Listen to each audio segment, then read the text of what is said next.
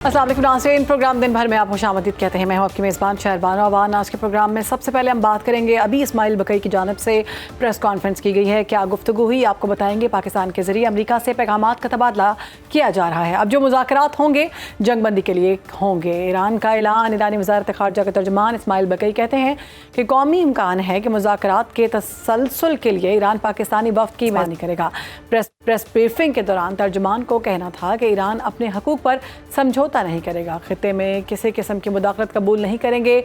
Pop ल्यू के हवाले से कहा कि गलत बात की गई, उन्होंने गलत बात की, ईरान के खिलाफ जंग को गैर मुनसिफाना करार दिया था। ईरान ने हमेशा कहा कि यूरेनियम अफसूदगी पर बातचीत हो सकती है।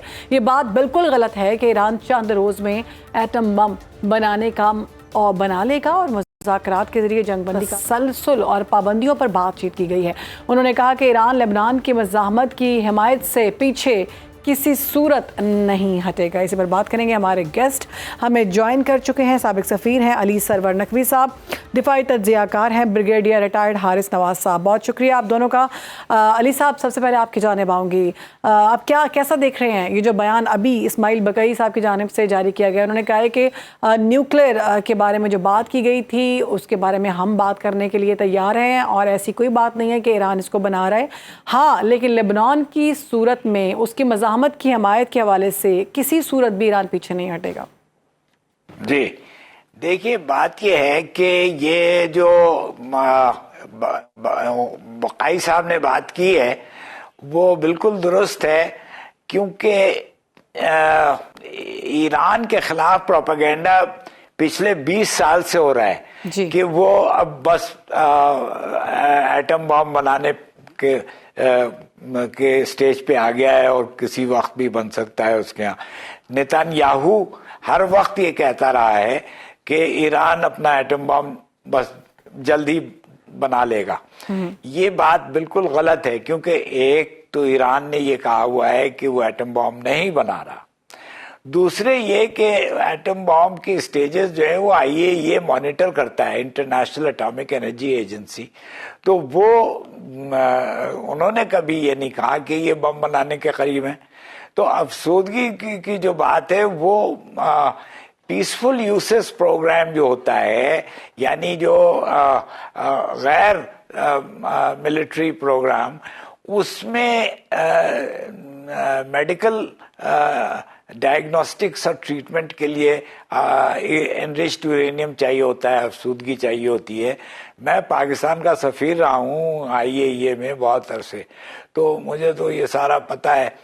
तो ये बेबुनियाद इल्ज़ाम ईरान पे लगता रहा है और ये बकाई साहब ने उसी का जिक्र किया है। अब ईरान का जो एटमी प्रोग्राम है वो आर्टिकल 4 ऑफ द एनपीटी के मुताबिक है, जिसके तहत ईरान को हक है कि वो पीसफुल एनर्जी इस्तेमाल करे, एटॉमिक एनर्जी इस्तेमाल करे ज़राअत के लिए, एग्रीकल्चर स्टडीज के लिए, मेडिकल डायग्नोस्टिक्स और ट्रीटमेंट के लिए वगैरह वगैरह। तो ये तो एक बात हुई। दूसरे ये कि ईरान ने कहा है कि उसके जो हुकूक हैं बहैसियत खुद मुख्तार और एक अक़वाम मुत्तहिदा के रुकन मुल्क की तरह, वो उसको मिलने चाहिए और उसको कबूल करना चाहिए। और तीसरी बात यह है कि लेबनान का मामला जो है इससे मुंसलिक इजराइल ने कर दिया है। हालांकि पहले बात ये हुई थी कि जंगबंदी जो है वो सब सारे एरियाज में अप्लाई होगी, लागू है। तो वो इजराइल ने लेबनान के मामले को अलग कर दिया और बाद में अमेरिका भी उसकी हिमायत करने लगा। तो ये तो वैसे भी बिल्कुल ही बेबुनियाद बात ये भी है कि लेबनान उसमें सीज फायर में, जंगबंदी में नहीं है। ये इजराइल हमेशा ये जो प्रोग्राम होता है, जो गुफ्तगू का, मुज़ाकरात का, उसको डिसरप्ट करता है, डिस्टर्ब करने की कोशिश करता है। और ये इसने जून 2025 में किया और फरवरी 2026 में किया।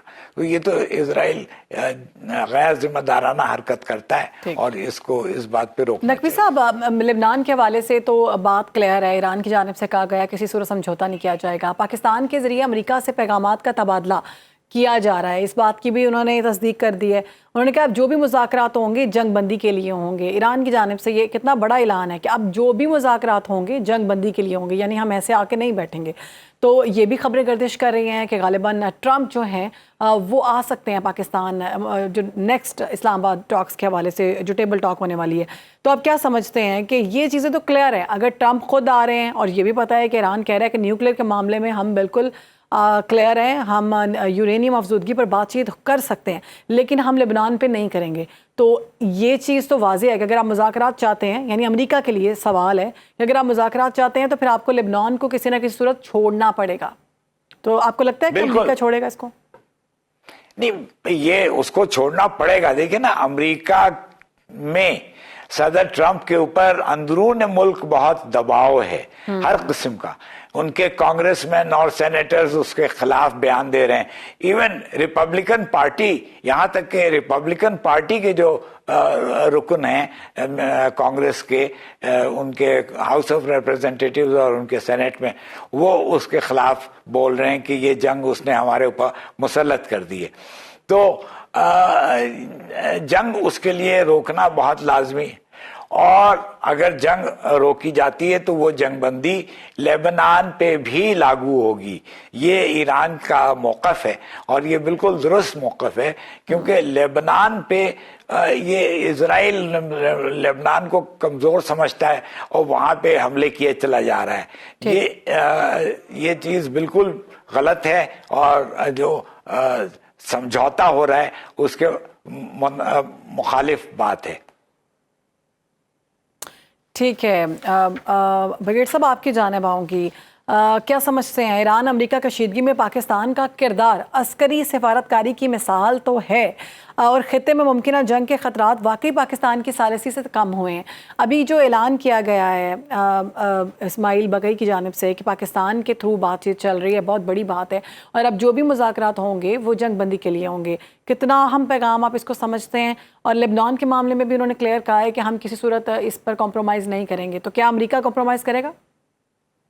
देखें, बात यह कि पाकिस्तान की सफारतकारी जो है वो मेरे ख्याल में एक सुनने में मिसाल नहीं मिलती, और ख़ास तौर पे मिलिट्री डिप्लोमेसी जिस तरीके से फील्ड मार्शल फैज़ आसिम मुनीर ने अपनी डायरेक्ट कम्युनिकेशन के साथ, पर्सनल लिंक के साथ, पर्सनल कॉन्टेक्ट के साथ, he was in touch with president Trump के साथ, उनके वाइस प्रेसिडेंट के साथ, ईरान के लीडरशिप के साथ, सऊदी अरब के वली अहद, इवन तुर्की और इजिप्ट के साथ, हर एक के साथ इवन इन टच, उनको अपडेट करें ताकि हर लिहाज से ही उनको टच में रखा जाए और उसको देखा जाए। लेकिन उसके बाद आप ये देखें कि जिस तरीके से प्रेसिडेंट ट्रंप ने बात की है, फील्ड मार्शल का जिक्र किया, उन्होंने कहा कि किसी और को हम क्यों दें ये, जबकि किसी और का ताल्लुक नहीं है, पाकिस्तान में मुज़ाकरात होंगे। अभी ईरान के जो रिप्रेजेंटेटिव उन्होंने भी यही बात की है। तो पाकिस्तान ने एक इस वक्त कलीदी किरदार अदा किया और दुनिया इस बात को समझती है, अंडरस्टैंड करती है। तो अगर इस कॉन्टेक्स्ट में देखा जाए तो ये पाकिस्तान बहुत बड़ी सफारती भी और मिलिट्री कामयाबी भी है कि जो मिलिट्री डिप्लोमेसी की है। Iran will never leave Lebanon alone. और आपके सामने मेरे ख्याल में आज भी और कल भी वहाँ पर वाशिंगटन में लेबनान के और इजराइल के मुज़ाकरात हुए हैं। आई एम श्योर कि उसका आउटकम जो है पॉजिटिव होगा। I think that is being held because of in live की चीज़ पहले कि पाकिस्तान में मुज़ाकरात हो, उससे पहले लेबनान और इजराइल का इशू खत्म हो जाए, क्योंकि इसके बाद ये मुज़ाकरात नहीं हुई। ये बड़ी अच्छी बात की है कि ईरान कांट लीव देयर, जो उनके साथ जो दूसरे रेजिस्टेंस मूवमेंट्स हैं, जैसे हमास है, लेबनान है, ये हिज़्बुल्लाह है, उसके बाद तीसरा हुतीज़ है, तो ये भी बड़ी अच्छी बात की गई है। लेकिन जहाँ तक मुझे लगता है काफ़ी हद तक अंडरस्टैंडिंग हो गई है। बैकडोर डिप्लोमेसी से पाकिस्तान ने बहुत अहम किरदार अदा किया। पाकिस्तान के फील्ड मार्शल ने इंतहा से ज़्यादा मेहनत, पर्सनल कॉन्टैक्ट करके ये उसको लेके दी है।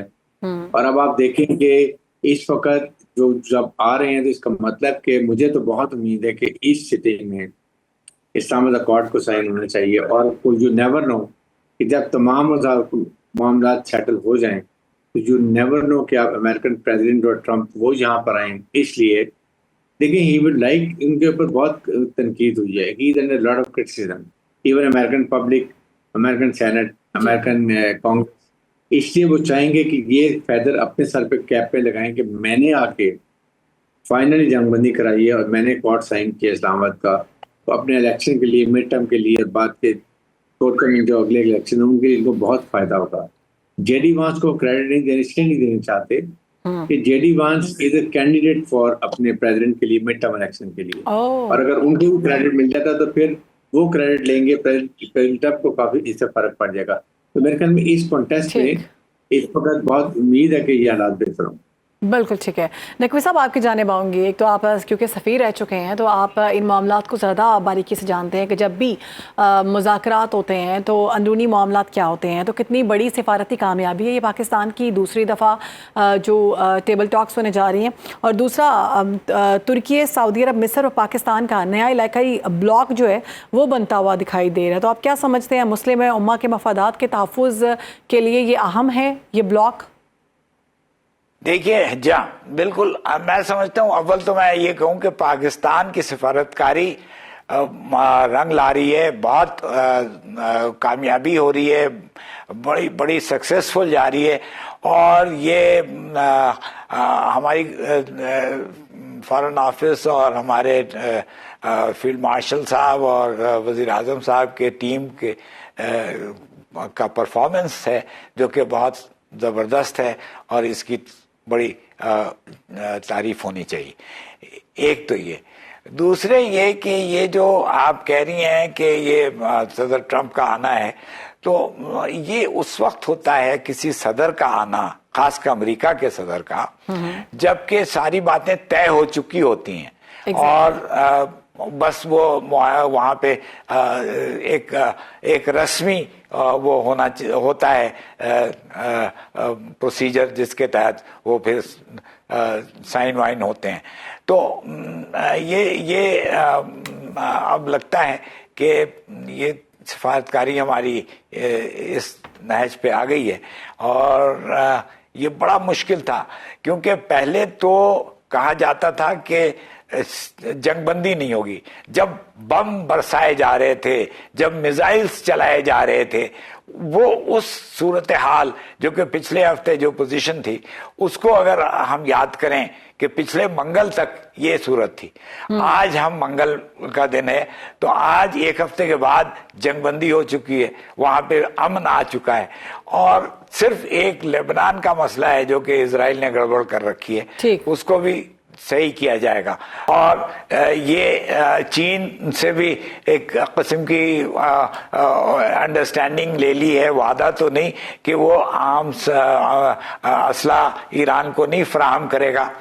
और अब ये अपना जो इसका रिकॉर्ड है, ये शुरू से कहता रहा है कि मैं अमन चाहता हूं, मैं कहीं जंग अगर हो रही है तो उसको रुकवाऊंगा और मैं जंग को आगे बढ़ने नहीं दूंगा। वो ये भी कहा करता है कि उसने 8 जंगें रुकवाई हैं, पाकिस्तान हिंदुस्तान के दरमियान भी जंग होने लगी थी जो वो कहता है कि उसने रुकवाई हैं। तो ट्रंप का जो ये स्टेटमेंट है, जो बयान उसका ट्रूथ सोशल में आया है, ये उसके पहले जो मौक़िफ़ उसका रहा है उसके मुताबिक है और पाकिस्तान को सूट करता है। पाकिस्तान की उसने बार बार तारीफ की है और पाकिस्तान, आप याद रखें कि पाकिस्तान ही ईरान को कबूल है। ईरान ने जिनीवा और वियना के ऑप्शंस को रद्द कर दिया और उसने कहा कि हम सिर्फ पाकिस्तान में आएंगे, वो इसलिए कि उसको पाकिस्तान पे एतबार है। तो हमारी जो सफारतकारी है, जो डिप्लोमेसी है, वो बहुत इस वक्त काम आ रही है और कबूल की जा रही है, एक्नॉलेज किया जा रहा है दुनिया भर में। तो ये बहुत बड़ी बात है पाकिस्तान के लिए। बिल्कुल, ये बहुत बड़ी बात है पाकिस्तान के लिए और पाकिस्तान ने कर भी दिखाया कि किस तरह से पीस मेकर बना जाता है। तो नकवी साहब, क्या पाकिस्तान की ये पीस डिप्लोमेसी हमें वाशिंगटन और तेहरान दोनों के करीब लाकर बैलिस्टिक एक्ट बरकरार रखने में मदद देगी? जी बिल्कुल बिल्कुल, हमें ये बहुत मदद देगी और इससे हमारी बैनुल अक़वामी स्टैंडिंग, हमारी इंटरनेशनल स्टैंडिंग भी बढ़ जाएगी। और जो भी ममालिक हमें जरा वो मार्जिनलाइज करना चाह रहे थे, हमें आइसोलेट करना चाह रहे थे, जैसे खास तौर पे भारत, तो उनको तो बहुत ही बुरा लग रहा होगा, गिरा गुजर रहा होगा और पाकिस्तान का सुरखरू हो रहा है। तो ये बड़ी अचीवमेंट है इस हुकूमत की भी और आर्मी चीफ फील्ड मार्शल साहब की भी, कि ये बिल्कुल काया पलट के वो पाकिस्तान की पोजीशन को उन्होंने दुनिया में नुमाया कर दिया है। बिल्कुल, और इसका मतलब है कि आप क्या समझते हैं कि ट्रम्प जो बहुत बड़ी बड़ी बातें कर रहे थे, जब जंग का आगाज़ हुआ तो यहाँ तक गालम गलोच तक और अब्यूजिव लैंग्वेज यूज़ की गई, ईरान की लीडरशिप को बहुत निशाना भी बनाया गया। नो डाउट वहाँ पर शहादतें भी हुई, हमने देखा कि जिस तरह से वहाँ पर बॉम्बिंग की गई, लेकिन ईरान ने डट खड़े होकर ये दिखा दिया कि चाहे जितना भी बड़ा दुश्मन हो, अगर आप खड़े रहें तो मुश्किलात आसान होती हैं। तो अभी नज़र आ रहा है कि वाज़े तौर पर ट्रम्प के पास कोई ऑप्शन नहीं बचा और वो हार मान चुके हैं। मैं तो समझता हूं कि उनकी हार है, क्योंकि ईरान ने हार नहीं मानी। ईरान डटा रहा, जैसा आप कह रही हैं, और वो लड़ता रहा। हालांकि ईरान में बड़ी तबाही हुई है। इन लोगों ने जिस तरह की बमबारी की है ईरान में, 7,000 टन बम ईरान के शहरों पे, तेहरान और बाकी शहरों पे, इस्फहान और शिराज और मशहद पे इन्होंने बरसाए हैं। तो ये तो ईरान की बड़ी तबाही हुई है, लेकिन ईरान, उसके बावजूद ईरान की कौम और उसकी हुकूमत पुरअज़्म रही है और वो लड़ते रहे हैं। तो अभी भी वो कहते हैं कि हम लड़ने को तैयार हैं। तो ईरान ने ये दुनिया को साबित कर दिया है कि वो एक बहुत ही दिलेर कौम है और ये ऐसी कौम है जो कि किसी भी ताकत से डरने से गुरेज करेगी और अपनी पोजीशन को कायम रखेगी। बिल्कुल।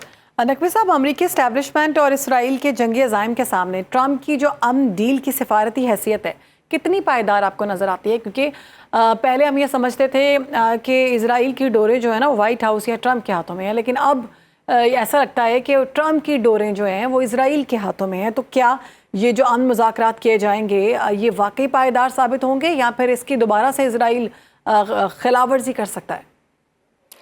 मैं समझता हूं जाती तौर पे कि इजराइल भी इस जंग से उसने भी सबक सीखा है। गर्चे वो इसका एतराफ नहीं करता है, लेकिन इजराइल में जो तबाही हुई है, इजराइल के शहरों को आज तक, जब से 1948 में जब इजराइल बना था, उस वक्त से आज तक किसी हुकूमत ने, किसी कौम ने उसके ऊपर इस तरह के हमले नहीं किए जैसे कि ईरान से मिसाइल से हुए हैं। और उनके शहर बर्बाद हुए हैं, उनकी बिल्डिंग्स तबाह हुई हैं, उनके दफातर तबाह हुए हैं, उनके स्कूल कॉलेज तबाह हुए हैं, यहाँ तक कि उनकी इबादत गाहें, सिनेगॉग्स भी तबाह हुए हैं। तो इजराइल ये बिल्कुल नहीं चाहेगा कि ये सिलसिला चलता रहे या फिर से शुरू हो जाए। तो इजराइल भी अब दब जाएगा और अमेरिका उसके ऊपर जोर डाले कि वो कोई नाजायज हरकत ना करे। जैसे कि लेबनान एक खुद मुख्तार मुल्क है, आजाद मुल्क है, उसके ऊपर कैसे वो जाकर हमले कर आता है। तो ये चीज इजराइल को समझनी होगी और उसको रुकना होगा और दुनिया में, इस खित्ते में अमन इस्तेहकाम होगा। इस खित्ते में सारे ममालिक ईरान की पोजीशन को अब कबूल करेंगे, एक्नॉलेज करेंगे। बिल्कुल, आपको देखना होगा कि आगे ईरान के ताल्लुकात अच्छे जो हैं वो क्या होते हैं। पाकिस्तान के ताल्लुकात बहुत अच्छे हैं। बहुत शुक्रिया, हमारे साथ मौजूद थे अली सरवर, ब्रिगेडियर रिटायर्ड हारिस नवाज साहब। इस अहम मामले के हवाले से वे तज्जियात दे रहे थे। ब्रेक ले रहे हैं, ब्रेक के बाद हाजिर होते हैं। वेलकम बैक नाज़रीन। जब गरीब अवाम IMF की कड़ी शराइत और महंगाई की चक्की में पिस रहे हों तो इंकशाफ होता है कि पिछले चंद सालों में $100 अरब मुल्क से बाहर मुंतकिल कर दिए गए। वफाकी वज़ीर दाखिला मोहसिन नकवी ने ताजरों को आईना दिखाते हुए साफ कह दिया कि ये सरमायादार दुश्मन मुल्कों में जायदादें बनाने के लिए पाकिस्तान का खून निचोड़ रहे हैं। सवाल ये है कि जब मुल्क डिफॉल्ट के दिहाने पर था तो ये खतीर रकम किसके इशारे पर और किन रास्तों से बाहर भेजी गई। वज़ीर दाखिला का ये बयान कि कराची में 2 बंदों को उठाने की देर है, सब पता चल जाएगा। इस बात का सबूत है कि रियासत अब इन बिजनेस फ्रेंडली चोरों के गिरेबान तक पहुंच चुकी है। हुकूमत ने ताजिरों को बजट से पहले 10 अरब डॉलर वापस लाने का अल्टीमेटम दिया है। मोहसिन नकवी का कहना है कि हमें सब मालूम है कि पैसा बाहर कैसे गया, अब शराफत के साथ ये सब कुछ वापस आ जाना चाहिए। उन्होंने कहा कि रोशन डिजिटल अकाउंट के जरिए कम से कम 30% सरमाया वापस लाया जाए। एक तरफ तो VIP पासपोर्ट और वीज़ा सहूलियात की पेशकश की जा रही है, तो दूसरी जानिब उन्होंने कहा कि तमाम मामला के हवाले से क्रैक डाउन किया जाएगा। मज़ीद क्या गुफ्तगू की, आइए देख लेते हैं। तकरीबन 100 बिलियन 3 सालों में जो गया है पाकिस्तान से बाहर, उसके ऊपर बहस नहीं करते, लेकिन किस तरीके से गया उस पर भी बात नहीं करते। हम नहीं कह रहे सारे पैसे ले आए, उसका 20 या 30% आप पाकिस्तान में ले आए वापस, तो ये बड़े आराम से 10 बिलियन डॉलर से ज़्यादा हो जाए। गुफ्तगू आपने मुलाहिज़ा की है, इसी पर बात करेंगे। हमारे गेस्ट हमें ज्वाइन कर चुके हैं, हमारे साथ मौजूद हैं लाहौर चैम्बर ऑफ कॉमर्स से तनवीर अहमद शेख साहब। बहुत शुक्रिया आपका वक्त देने के लिए शेख साहब। एक तरफ सरमायादारों पर 100 अरब डॉलर बाहर भेजने का इल्ज़ाम और दूसरी तरफ गरीब आवाम IMF के बोझ तले दबती हुई दिखाई दे रही है। आप क्या समझते हैं, अशराफिया की मौशी बेहिसी सामने आ चुकी है?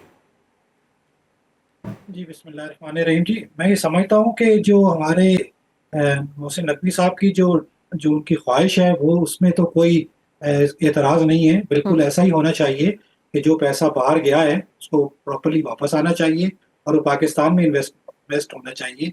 लेकिन इससे पहले हमने ये भी तो देखना है कि हमारे एज ए यहाँ पर जो एटमॉस्फेयर है एज आ पैसे वापस लाकर काम करने का वो कैसा है। तो उसमें जो है इस वक्त जो है हम ये समझते हैं कि बहुत तहफ़्फ़ुज़ात हैं इंडस्ट्रीज के लिए कि यहाँ पर कॉस्ट ऑफ डूइंग बिजनेस इतना ज़्यादा है कि जिसकी वजह से यहाँ पर इन्वेस्टमेंट लाकर उसका कोई इस्तेमाल नहीं है। और इसमें से काफ़ी जो बड़े दुबई वगैरह में जो पेमेंट शिफ्ट हुई हैं वो तो मेरे ख्याल में उस पर काफ़ी हद तक तो उसमें लीगल भी हो चुकी हुई थी कि लास्ट जब MNST आई थी तो उसमें काफ़ी लोगों ने उसको डिक्लेयर भी कर दिया हुआ था। तो ये चीज़ें तो बड़ी आसानी से पैसा वापस आ सकता है, क्योंकि इस सिनेरियो में जब हमने ये देखा है ईरान अमेरिका जंग में, तो यही चीज़ नज़र आई कि हमारा अपना मुल्क ही इतना ज़्यादा जो है वो ज़बरदस्त है एज ए काम करने के लिए और हर चीज़ के लिए। तो उसके लिए लेकिन उसके लिए हमें सबसे पहले यहाँ पर एक साजगार माहौल देना पड़ेगा, राइट, कि हमें इंडस्ट्री के लिए अपने टैरिफ्स को कम करना पड़ेगा, इलेक्ट्रिसिटी टैरिफ को, हमें अपने जो है मार्कअप को कम करना पड़ेगा, टैक्सेशन को कम करना पड़ेगा, तभी जो है वो सारा सरमाया यहाँ पर वापस आकर एज अ किसी कॉन्क्रीट लेवल के ऊपर इन्वेस्ट हो सकता है। ठीक है। अच्छा तनवीर साहब, आप क्या समझते हैं सऊदी अरब की जानिब से जो 3 अरब डॉलर के नए डिपॉजिट और पुराने कर्ज़ों की 2028 तक तौसी की खबर है, आप समझते हैं कि बिजनेस कम्युनिटी में इत्तेमाद बहाल होगा इससे जो पहले डगमगा गया था? देखिए हमारे इस लिहाज से तो चलें ये बेहतर है, क्योंकि हमारे फॉरेन रिजर्व जो है वो हमेशा से एक बड़े एक एज पे खड़े होते हैं। ज़रा सी भी थोड़ी सी भी अगर हमारे यहाँ इंपोर्ट बढ़ जाती है, जैसे कि अभी आप देख रहे हैं कि इस वक्त हमारा ट्रेड बैलेंस जो है वो फिर बड़ा डिस्टर्ब हुआ है, हमारी इंपोर्ट्स बढ़ गई हैं, हमारी एक्सपोर्ट्स कम हुई हैं, तो अल्टीमेटली उसका जो प्रेशर आता है वो हमारे रिजर्व्स के ऊपर ही आता है। तो ये हमें तो जैसे UAE ने जैसे हमसे पैसे वापस मांगे तो उसका थोड़ा सा ही दिनों में इसका ये इम्पैक्ट आया कि कुछ दिनों के लिए जो है वो बैंक्स ने अपनी LCs को भी खोलना बंद कर दिया या डिले करना शुरू कर दिया, डॉक्यूमेंट्स डिले होना शुरू हो गए। तो प्रेशर तो डेफिनेटली इकोनॉमी के ऊपर आता है, लेकिन मैं ये समझता हूँ थैंक्स टू सऊदीया कि जब भी कभी मुश्किल आई है तो उन्होंने हमारा साथ दिया है, लेकिन ये कोई लॉन्ग टर्म सोल्यूशन नहीं है। हमें अल्टीमेटली खुद कफील होना पड़ेगा, अपने पैरों पे खड़ा होना पड़ेगा, हमें अपनी इंडस्ट्री को ग्रो करना पड़ेगा, हमें अपनी एक्सपोर्ट्स को बेहतर करना पड़ेगा। अभी तो लकीली हमें जो है वो फॉरेन रेमिटेंस आ रही है तो हमें कोई थोड़ा सा एक वैक्यूम मिल रहा है, एक सांस भी मिल रहा है। अदरवाइज तो मैं समझता हूँ कि मेन जो इसका है वो है पीछे बैकबोन जो है वो इंडस्ट्री।